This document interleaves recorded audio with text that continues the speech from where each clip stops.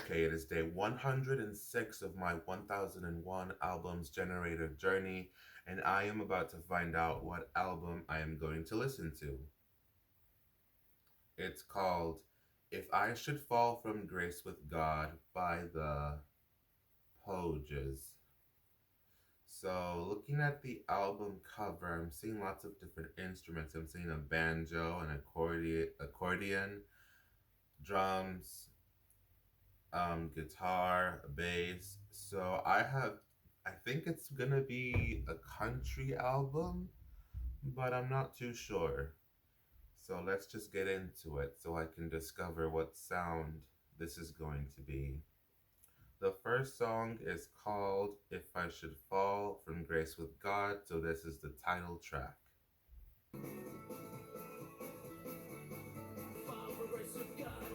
So far, the thing that's intriguing me the most is the accordion. That was really fun. The chord progression, if that's what we want to call it, of the accordion, that was very captivating. Okay, I'm hearing the banjo, and all of these instruments are working so well together to create this high energy, contagious rhythm and melody that I am really enjoying. So far this song is great.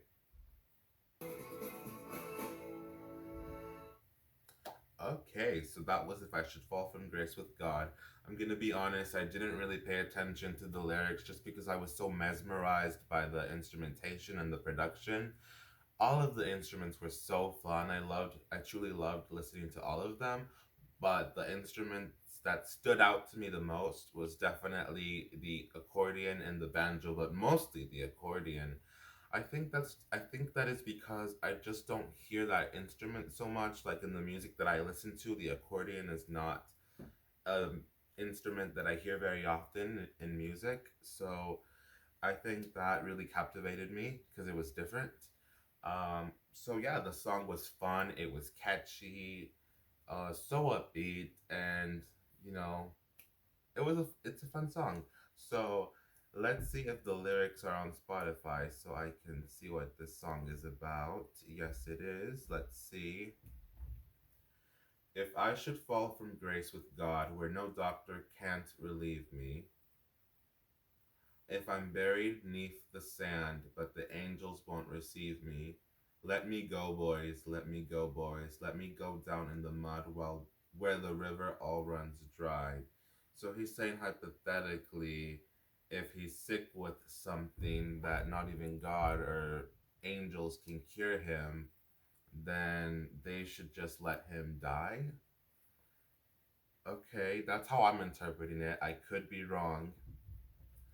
This land was always ours, was the proud land of our fathers. It belongs to us and to them, not to any of the others. Let them go, boys, let them go. Let them go down in the mud, where the rivers all run dry. Okay, so he's saying in this verse that they should ignore the opinions of others who think differently than them, because he's saying this land was always ours, not to any of the others. Let them go. Like, let them go could mean let go of what they think, possibly. Bury me at sea, where no murdered ghost can haunt me. If I rock upon the waves, no corpse shall lie upon me. Coming up threes, boys, coming up threes. Let them go down in the mud where the rivers all run dry. If I should fall from grace with God where no doctor can't relieve me. If I'm buried neath the sod, still the angels won't receive me. Let me go, boys, let me go. So, yeah, it's just a song about letting go. If something happens, just let it happen. That's what I'm getting from the song. It's a cute song. I like it. Like if it came on, I wouldn't skip it. It's not a song that I would seek out per se, but it definitely is very fun. It's very catchy. If it came in my recommended songs on Spotify, I don't think I would skip it because it's just that fun. So let's skip to the next song, which is called Turkish Song of the Damned.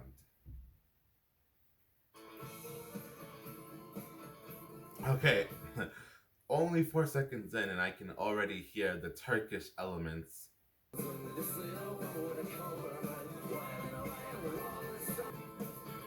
Oh my god, I'm loving the instruments in these songs. The flute came in, I think that was the flute, and it really elevated the song.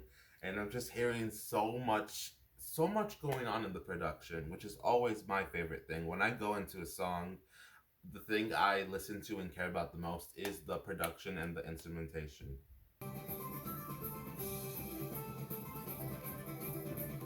Oh my god. That was amazing. I loved the outro. That outro was so good. The guitar, the way the guitar came in, and I don't know why, but the outro did kind of remind me of that one scene from Titanic where they go to like the lower class party or whatever. That one scene where like Jack and Rose are spinning each other around. The music does kind of remind me of the music that was played in that scene a little bit. I know this is a Turkish song, and you know the song in that movie was probably Irish or something, but it sounded similar to me. The song was great. The instrumentation was so fun. There was so much going on. I heard guitars, I heard flutes, I heard drums in the outro too. I did notice that. And there were a lot of, I don't think backup vocals is the right word, but like vocals in the background that were playing an important part in the song. I loved it. You know, I did. It was very theatrical also in his vocals.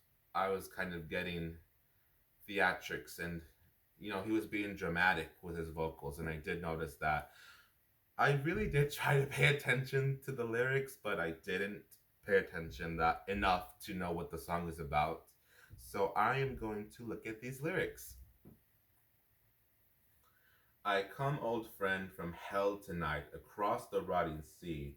Nor the nails of the cross nor the blood of Christ can bring you help this eve. So, someone's coming back from the dead, hypothetically, to see an old friend, which I'm assuming is probably not an old friend because they're also saying God can't help you in this situation. The dead have come to claim a debt from thee. They stand outside your door, fourscore and three. Did you keep a watch for the dead man's wind?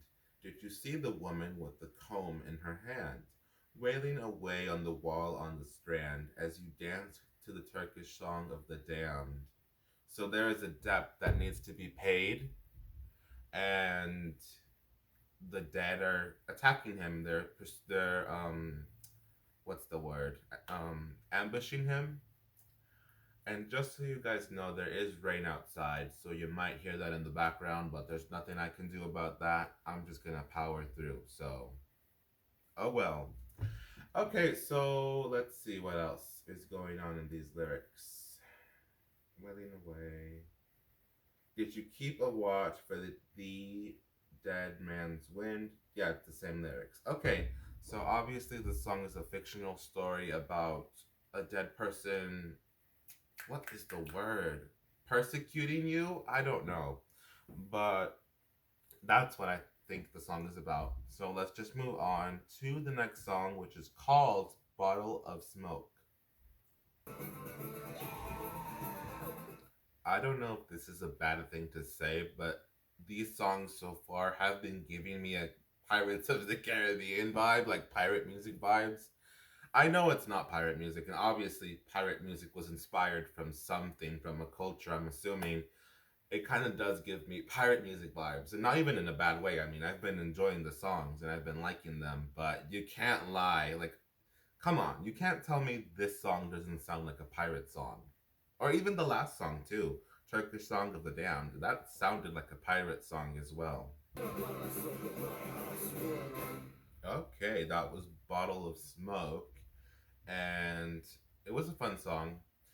It definitely was not a favorite of mine. I definitely prefer Turkish Song of the Damned and the first song over this one, but it's by all means, it's not a bad song. But yeah, it's a decent song. The instrument that stuck out the most to me was definitely the accordion again. The accordion has such a strong presence in the songs that I have heard so far, and I have enjoyed that very much.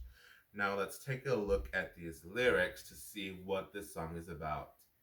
Thanks and praises, thanks to Jesus. They talk a lot about religion in these songs. I've noticing a lot of themes of religion because in the last song, they were talking about hell and how God couldn't save the person who was damned by the dead people.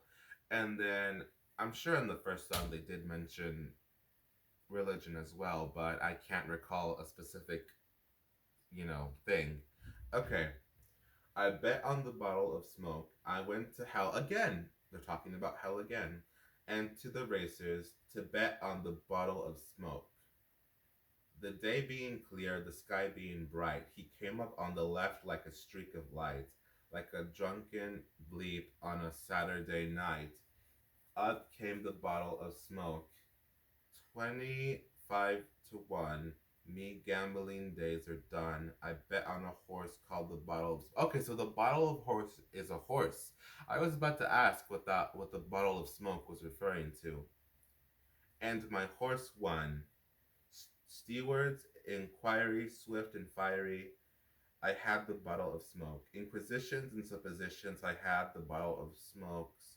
Bleep the stewards, a trip to Lourdes might give the old bleepers the power of sight. Screaming springers and stoppers and call out coppers.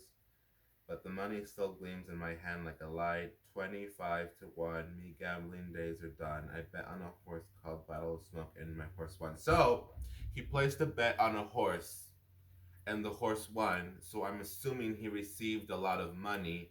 And because of that, he doesn't have to gamble anymore because he has all the money he could need. So that's what I'm getting from the song. He won a bet with a horse and received a lot of money. And yeah, it's a fun song. I could see this being played at like a party, back in the olden days when people played this kind of music. I definitely see the appeal.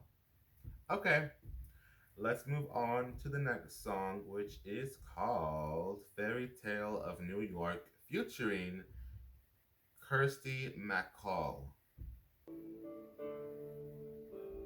So far, this is very different from the previous three songs that I have heard.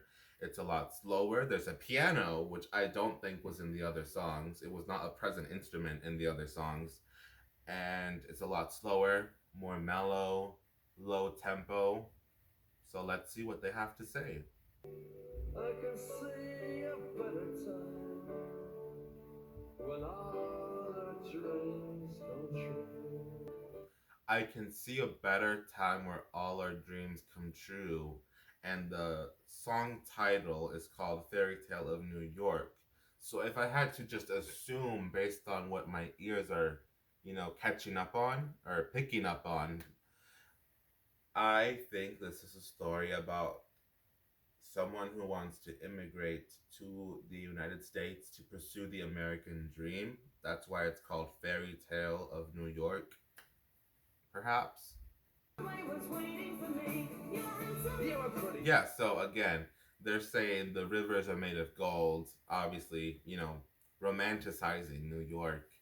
And they also said Broadway was waiting for me. So not only do they want to go to New York to have a stable financial life, they also want to pursue their creative dreams.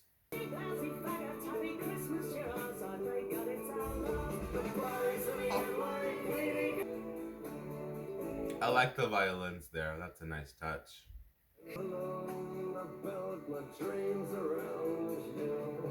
Oh, oh, that whole conversation was interesting. So they were mimicking a conversation in music form, and she was saying to him, you took my dreams away from me. Essentially, that's what she was saying. And he's saying, no, I built my dreams around you. I tried to make it work. So I thought that was nice how they were trying to imitate a conversation in the form of music. That was cool. Okay, so that was Fairy Tale of New York. And I am noticing now, obviously, that this is not a country album. This has to be some kind of Irish folk type of genre. I'm not educated on genres, but I do get Irish vibes from all of the songs that I've heard so far. So I'm assuming it's some kind of Irish folk. I can't name the specific genre because I'm not educated enough on specific micro genres, but obviously we're listening to an Irish album, Irish music.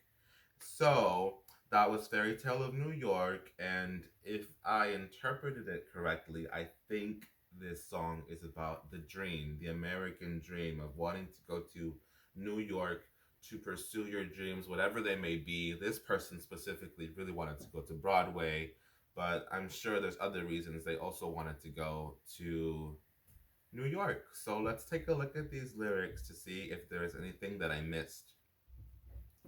It was Christmas Eve, babe, in the drunk tank. An old man said to me, "Won't see another one." And then he sang a song, the rare old Mountain Dew. I turned my face away and dreamed about you. Got on a lucky one, came in 18 to 1. I've got a feeling this year's for me and you. So happy Christmas, I love you, baby. I can see a better time when all our dreams come true. So he's not with his partner right now because he says, I turned my face away and dreamed of you. So I'm assuming right now they're in a long distance relationship, perhaps. They've got cars big as bars, they've got rivers of gold, but the wind goes right through you. It's no place for the old. When you first took my hand on a cold Christmas Eve, you promised me Broadway was waiting for me. Okay, so obviously this person is in New York, and I'm assuming the other person is in Ireland. So it's a long distance relationship, and he's obviously romanticizing New York here.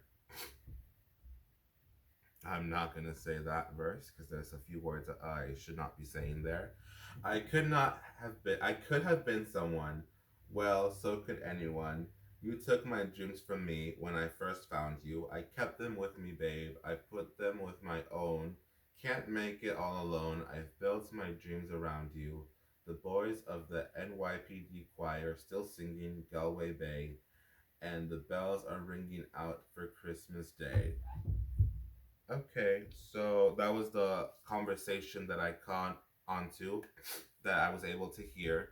So yeah, that's what I think the song is about. I think the song is about a couple that is long distance and they're trying to make it work. One person is in America, one person is in Ireland, and they are trying to make it work. And I suppose that explains why the girlfriend in the situation was like, "You took my dreams away from me. You're not thinking about me." Because obviously he's the one who went to America, not her. So I'm assuming there's some, tension there. Okay, let's move on to the next song, which is called Metropolis. Okay, we're 1 minute in and there's still no vocalist in the song, so I am going to assume that this is going to be an instrumental track. But so far, it's really fun. I'm having such a fun time. I'm realizing that I really enjoy Irish folk music, and it's not a genre that I have explored in the past. But all the songs that I've been listening to so far are so fun and catchy. So that's definitely a genre I need to be looking into.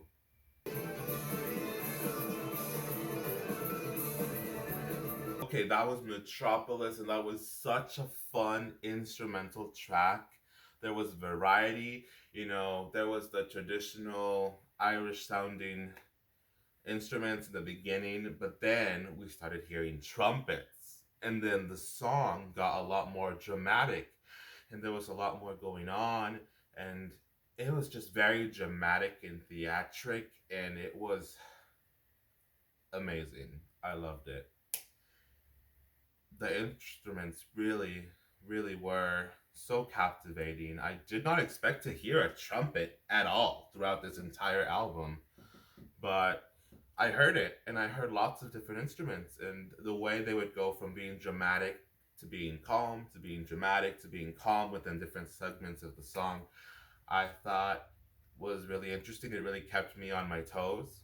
So that's all I have to say about Metropolis. So let's just move on to the next song, which is called Thousands Are Sailing.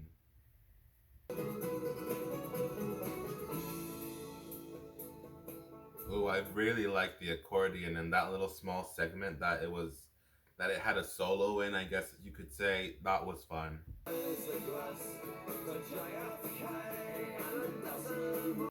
We raise our glass to JFK, Mr. John F. Kennedy. I'm not gonna lie, I'm not really understanding what the lyrics are about. I'm trying really hard to listen to them, but from a first listen, the lyrics are a little confusing. But that's more on me than on them because I have trouble paying attention. So I'm not shading them in any way. It's more so on my end. Again, I think my favorite part of the song is the instrumental segment there. That is beautiful. I love it. Okay, so that was Thousands Are Sailing. That song was fun. Lyrically, it was a little confusing for me, but my favorite part of the song was definitely the instrumental segments where no one was talking and it was just the accordion showing us its beauty. And I, the song was fine. Would I go back and listen to it again? Probably not. There's other tracks on this album that I would much prefer to listen to, but it is passable. It is decent. I can see why someone would like the song. Now let's take a look at these lyrics to see if maybe the lyrics can change my mind on my opinion of the song. The island it is silent now, but the ghost still haunts the waves. In the torch lights up a famished man, who fortune could not save me. Did you work upon the railroad? Did you rid the streets of crime? Were your dollars from the White House? Were they from the five and dime?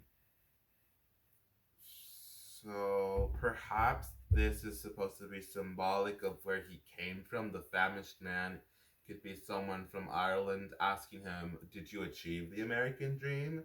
Did you get your money from the White House? So perhaps this is more metaphorical for his past self. It could be his past self from when he lived in Ireland, and he is asking his future self, "Hey, did we achieve our dreams? Are we able to put food on the table without, working to death? Are we able to have money for luxurious things? Basically, that's how I'm interpreting the song. I could be wrong. And did they still make you cry? Did you count the months and years? Or did your teardrops quickly dry? Ah, no, says he, it was not to be. On a coffin ship I came here, and I never even got so far that they could change my name. Huh. Thousands are sailing across Western Ocean to a land of opportunity that some of them will never see. Interesting. So some of these people, I suppose, died in the boats before they could get there. Maybe the famished man is someone in the ship. They're in the ship together. I don't know, man. This has a lot of lore to it, and I'm very very intrigued. Okay, okay. Fortune prevailing across the Western Ocean, their bellies full, their spirits free. They'll break the chains of poverty and they'll dance. So again, they're fantasizing that once they get to America, they won't starve. They'll be able to dance and enjoy life. In Manhattan's desert twilight, in the depth of afternoon, we step hand in hand on Broadway, like the first man on the moon. So again, this feels like a different world to them. That's why they're saying as if we stepped on the moon, because New York is so different from where they came from that it feels like another planet. And the blackbird broke the silence as you whistled it so sweet. And in Brendan Behan's footsteps, I danced up and down the street. Then we said goodnight to Broadway, giving it our best regards, tipped our hats to Mr. Cohen, dear old Times Square's favorite bard. Then we raised a glass to JFK and a dozen more besides. When I got back to my empty room, I suppose I must have cried. That's sweet. That's so sweet, actually. So, again, upon a first listen, the song was very lyrically confusing to me. But now that I have the lyrics in front of me and now that I'm reading them, it's such a sweet song. It's beautiful. It's a song about having hopes and dreams and going to America for a dream. And now that he's there, he's celebrating, he's raising a toast to all these American icons and important American historical figures. And once he got to his room, he started crying because that's how emotional he was. This was something he was waiting for his entire life, and he wasn't even sure if he would get to America alive, but he achieved it. And this is just such a sweet song. It's so beautiful. I love it. Um, let's move on to the next song, which is called Fiesta. Okay, so this song is obviously going to be a little slower.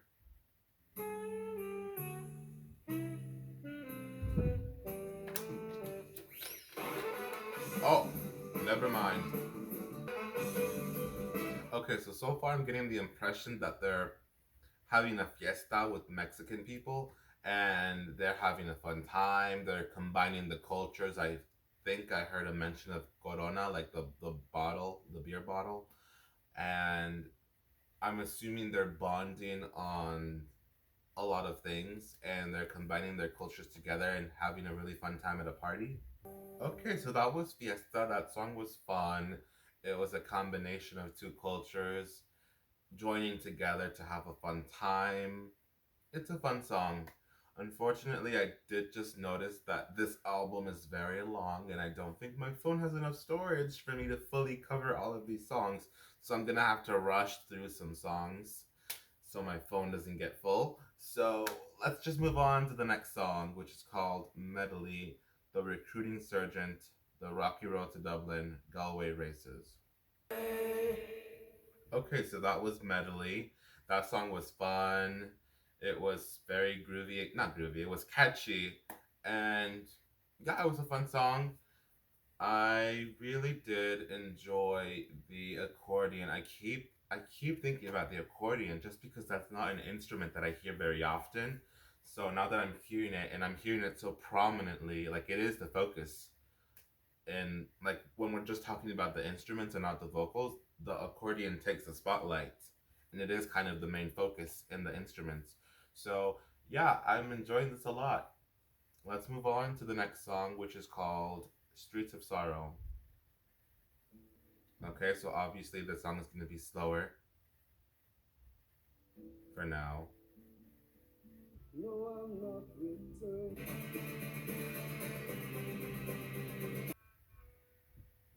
Okay, so that was Streets of Sorrow slash Birmingham 6. And at first, the song was slow and it was kind of sad, lyrically speaking. But then we had a surprising build up, and then the song was energetic and there was a lot more instruments. So that change of tempo, from being a sadder, stripped song with less instruments to a more energetic song with more instruments, that was surprising. So that was cool. Let's move on to the next song, which is called Lullaby of London. I like how he's being very descriptive with the lyrics. That's a nice. I do appreciate a good song that tells a story. The storytelling is great. Okay, so that was Lullaby of London. I did notice that instrumentally speaking, it was not as high energy as the other ones. And lyrically, obviously, he's telling a story. I don't really have time to look at the lyrics to analyze anymore, but from what I did catch on to, or what my ears, were able to pick up on, it's a story. He's telling a story, and I always respect a storyteller. So let's just move on to the next song, which is called "Sit Down by the Fire."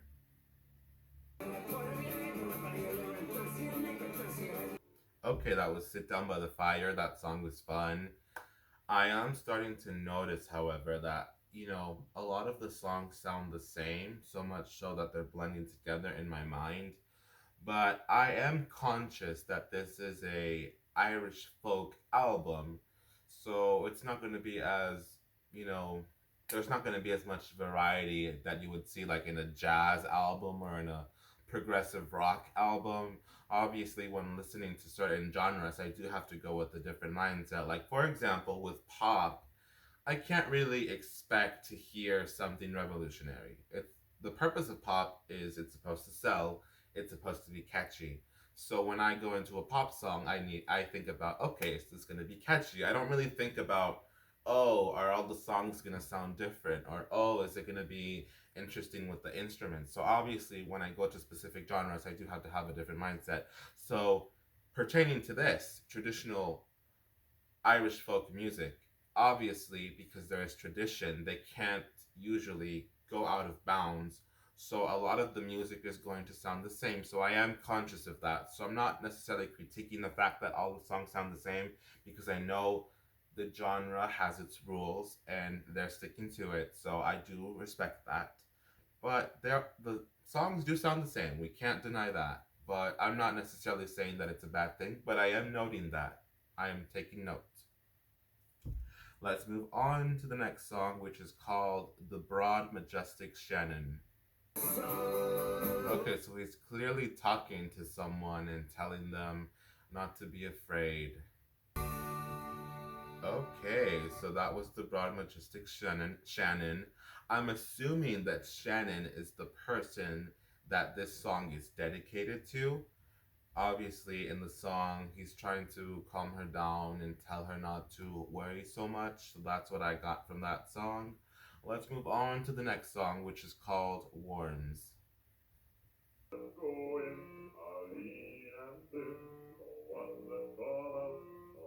Okay, so that was Worms. And there wasn't much going on in the production. It was one instrument, and I don't know what instrument it is, but I could assume that it's an accordion played differently, played more simply. I don't know, but not a favorite. Did not really enjoy that song. There just wasn't, it didn't have much to offer in comparison to the other songs on this album. So, yeah, I would not listen to this song again. Let's move on to the next song, which is called The Battle March Medley. Okay, so far this song is a lot slower, but knowing them, it's gonna get a lot more high energy by the end of it. See?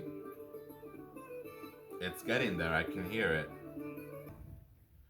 Okay, so that was the Battle March medley, and I do think that that song was supposed to imitate a war zone. So in the beginning, it was very mellow.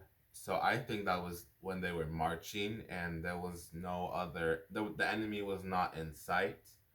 And then when the song got a lot more energetic, when there was a build up, that's when they started to see the enemy troops, and then we started to hear shouting in the song, and there was obviously it got a lot more energetic, and there was more instruments present in the song. That's when the battle was actually beginning. So I think this is supposed to imitate a war. So I thought that was incredibly creative. So I will give them props for that. Let's move on to the next song, which is called Mountain Dew with the the Dubliners. I like that. I don't know what it's called. I don't know if it's called ad libs or scat singing, or I don't know what it's called. That could be really wrong, but when they're saying scat a little dump or something like that, like when you say nonsense words, that's what I'm trying to say. That term, um, I noticed that, and that's cute. I like it. It's catchy. So that was Mountain Dew, and it was a catchy song. It's cute. Is it as good as the other songs? No, but it's a cute song. I will give it that. Let's move on to the next song, which is called Shane Bradley.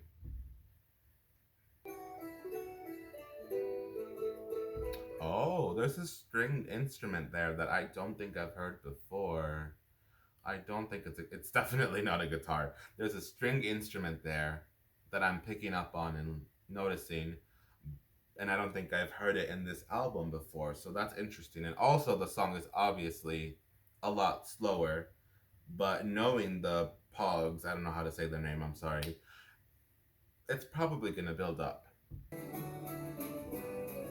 Okay, it did pick up a little bit, but not as much as it usually does. Like in the other songs, it goes from level 0 to level 100 in energy. So in this one, it went more so, it went from level 1 to level 4. So it wasn't that dramatic of a change, is what I'm trying to say. Okay, so that was Shane Bradley. Obviously, that was an instrumental number, so I can't speak on the lyrics or the vocals. But yeah, it was a decent song. It was passable. Not a song that I would go back to and listen to, but it's fine. Let's move on to the next song, which is called Sketches of Spain.